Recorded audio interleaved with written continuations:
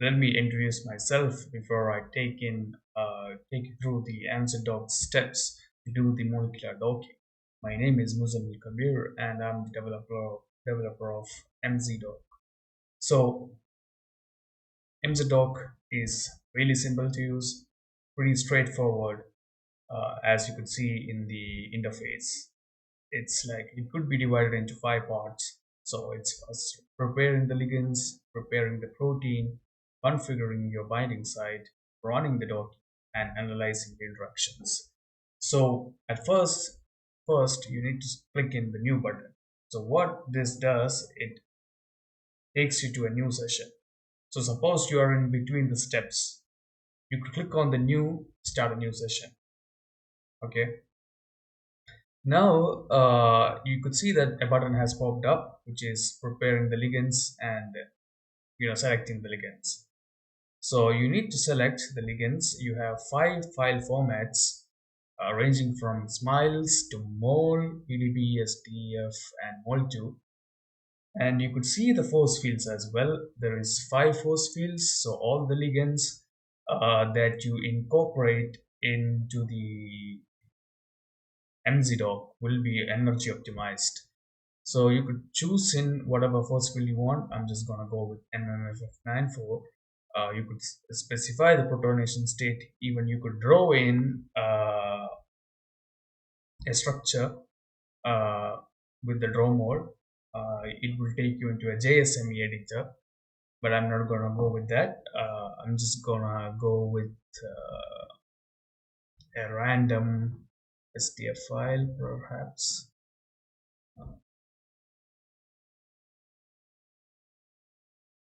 Just choose it and just click on prepare.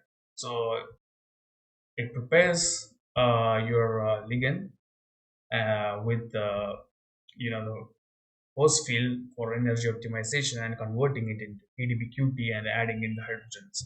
All kinds of stuffs are done, and you could see it visually that it's passed. So the step has been over. Now for the next step, you have to prepare the protein. So for preparing the protein, you need to give in a PDB ID, or you could even load your file from the local system. But I'm gonna go with the PDB ID. I'm gonna just click on extract, and it does a lot of fixing of missing heavy atoms, and it also generates an armature plot for you.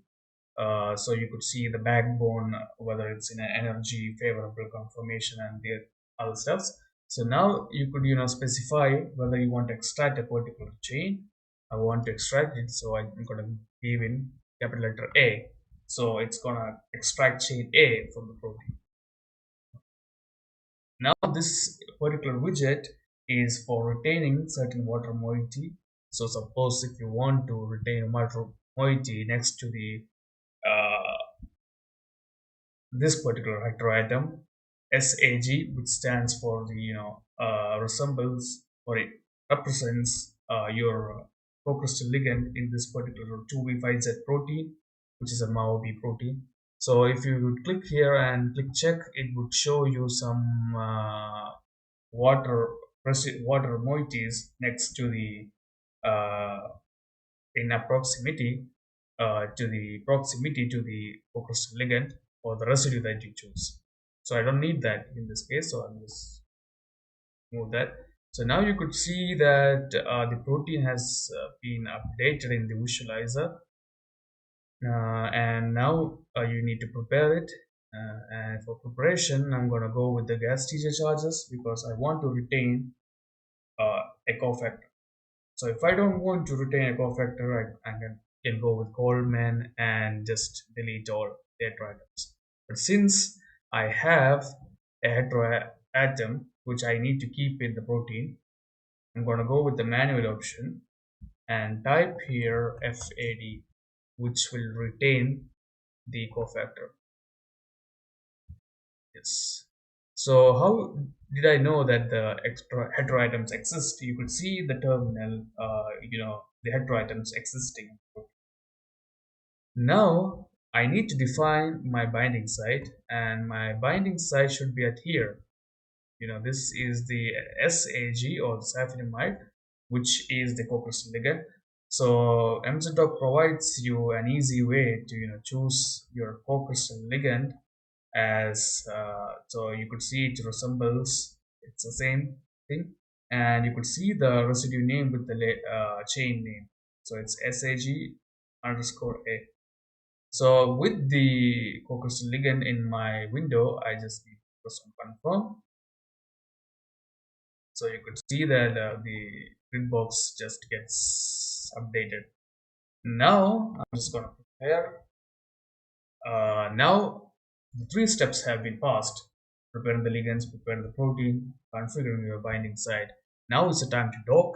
So before going into the docking, MzDOCK has six scoring functions ranging from VINA, AD4, DCOS, which are exclusive scoring functions of SMINA and Vinado.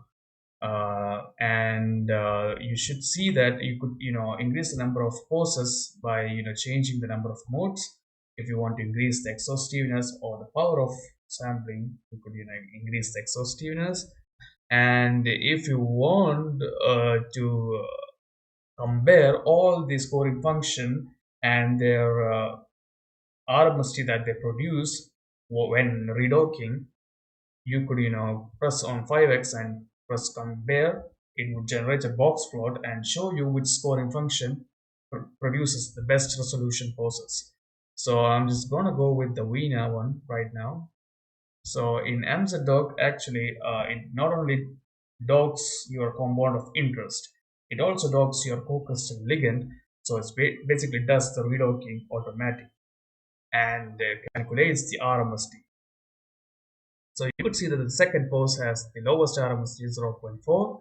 So that's great results. Let me just create a folder for my results. Just gonna save it. Yes. Now you could also see the scoring function, term contributions, and the other stuffs. So you could see the second pose, their terms with respect to the RMSD.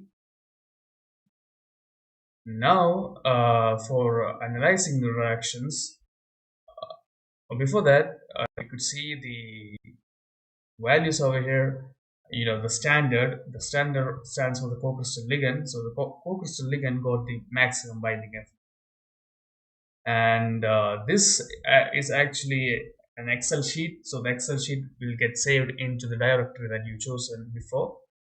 Now for analyzing, let me just analyze the second pose. So I'm just gonna go into my folder, click over here, and it's split it into the poses. So I'm gonna choose the second pose, which showed the lowest deviation. So it would generate me a 2D interaction plot as well as a 3D interaction plot. Uh, Save it and see the second 2D interactions. I mean, these interactions you should be cautious because it's made from the PLIP report txt. So sometimes mostly it's accurate, but sometimes the bond labels get changed because here it's the halogen bonding and here it's the hydrogen bond. It gets interconverted sometimes in some cases. So always cross verify.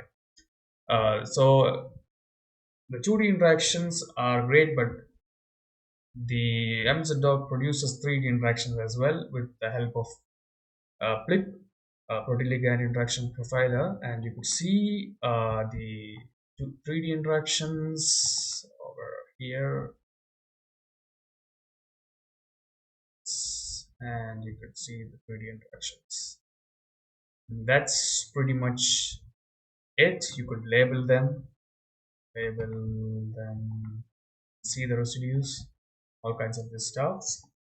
And yeah, and that's pretty much what MzDOCK does.